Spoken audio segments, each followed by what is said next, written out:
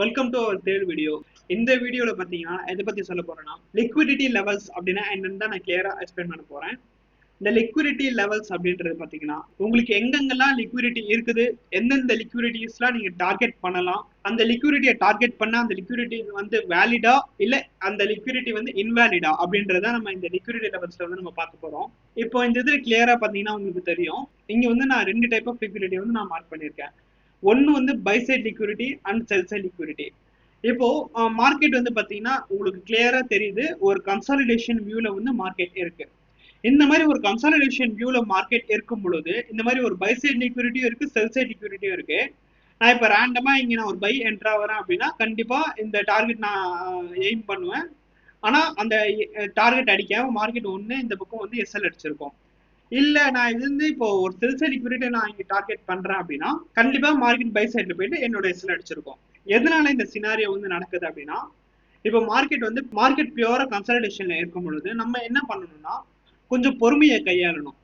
இந்த மாதிரி கன்சாலிடேஷன்ல இருக்கும் பொழுது நம்ம என்டர் ஆகவே கூடாது மார்க்கெட்ல. Just we need to wait for manipulation.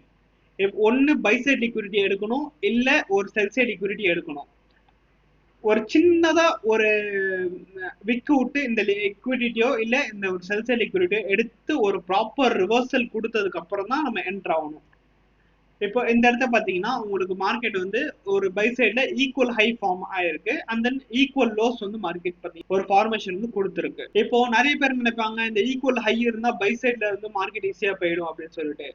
And then இந்த லோஸ்ல பாத்தீங்கன்னா உங்களுக்கு தெரியும், உங்களுக்கு இந்த இடத்துல எஸ்எம்டி ஃபார்மேஷன் மாதிரி இருக்கு. பட் ஆனா வந்து எஸ்எம்டி இருக்குதா அப்படின்றது நமக்கு கிளியரா வந்து ஒரு எப்படி சொல்றது, ஒரு ப்ராப்பர் கன்ஃபர்மேஷனா பார்க்காம நம்ம ஒரு பை சைடுக்கும் செல் சைடுக்கும் வந்து நம்ம ஒரு டார்கெட்டா வைக்க கூடாது.